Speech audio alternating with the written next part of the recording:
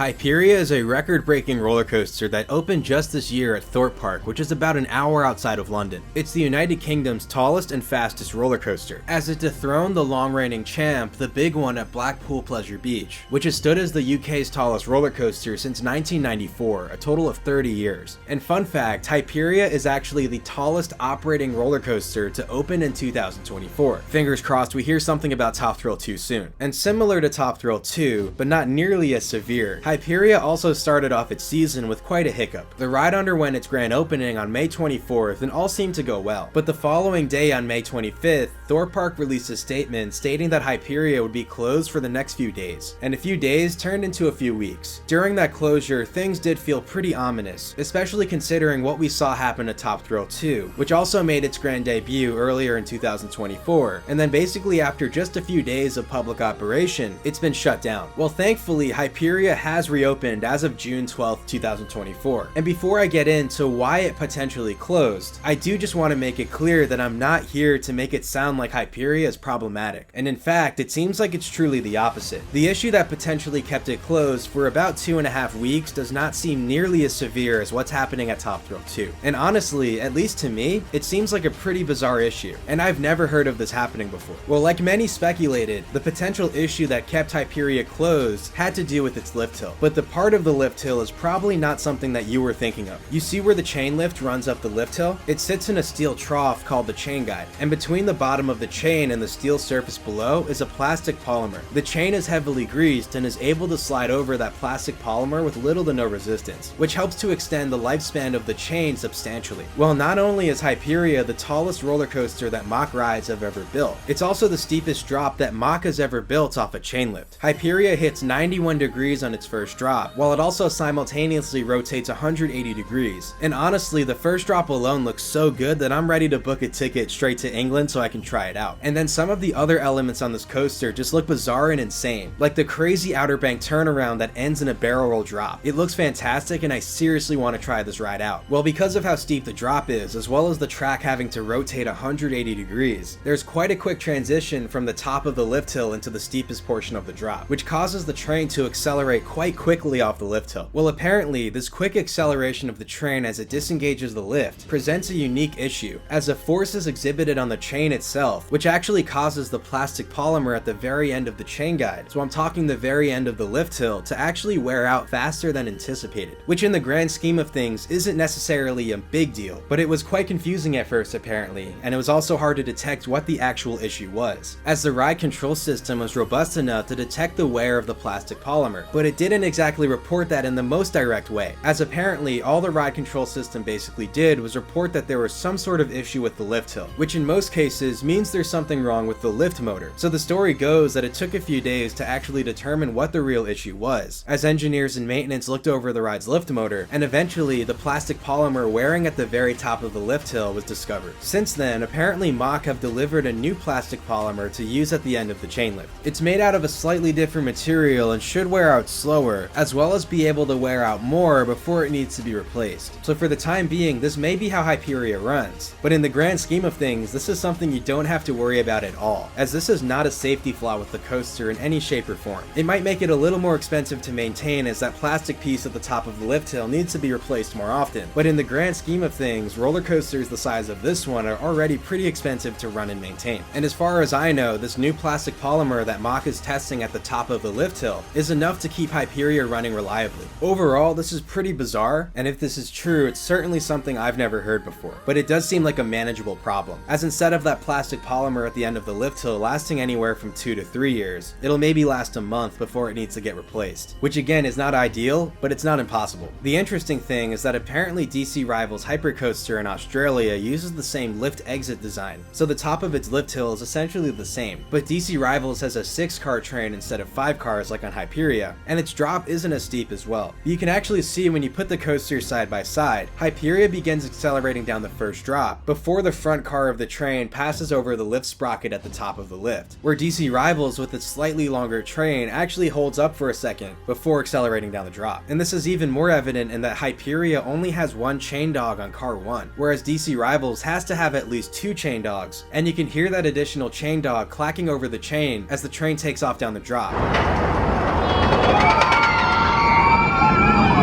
whereas on Hyperia, there is no additional clacking because there's only that one chain dog on car 1.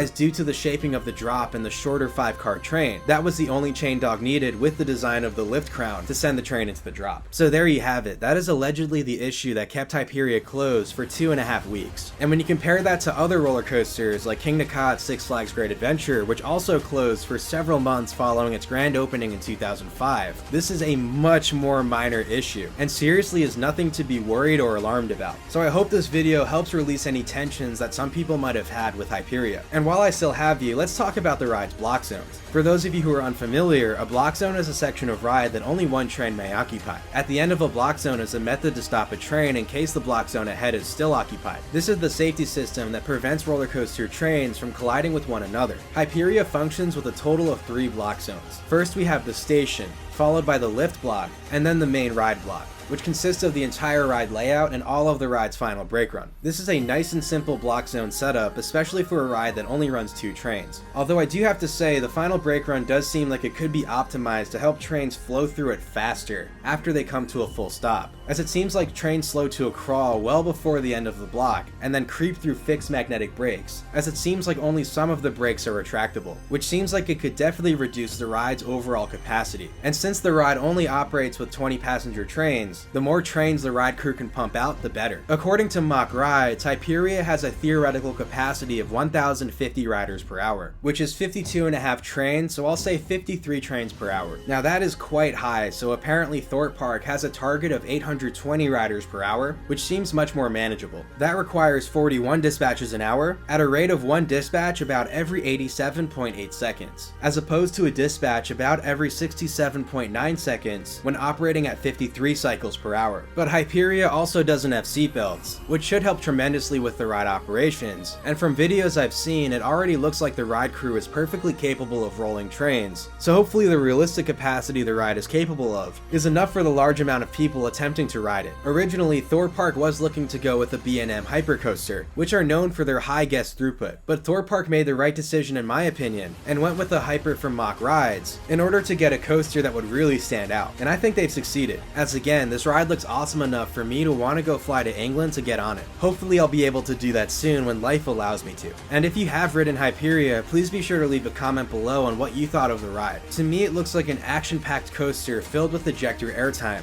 very unique ride elements, and awesome pacing. Well actually, with empty test runs in the morning, the ride seems to struggle to climb over the Outer Bank turnaround, as it looks to be taller than the element that comes before it. So far it seems to have only valleyed once, which actually isn't completely terrible compared to some other valley-prone coasters that might valley more often in the same amount of time. It just might be in the park's best interest to place water dummies for added weight into the first test runs of the day, especially on colder or windier days. But once the ride is warmed up, it seems to cruise through that Outer Bank turnaround with no problem. So hopefully that's not too much of an issue going forward. But overall, do you have to be worried about Hyperia? Is it a problematic roller coaster? I would say definitely not. And while it allegedly has that unique issue with the lift polymer at the end of the chain guide, it does seem like Thorpe Park and Mock Rides are attempting to address this the best they can. And from what it sounds like, I don't think we'll see any more extended closures of the ride. So hopefully it continues operating without a hitch from here on out. Alright guys, thanks for watching, and be sure to like the video if you enjoyed it, and subscribe if you want to see more content like this. Definitely leave a comment below with your thoughts on the alleged issue, and also let me know if you've ridden Hyperia and what your thoughts are on this awesome looking roller coaster. Alright, thanks for watching everyone, and I'll catch you in the next one. Peace.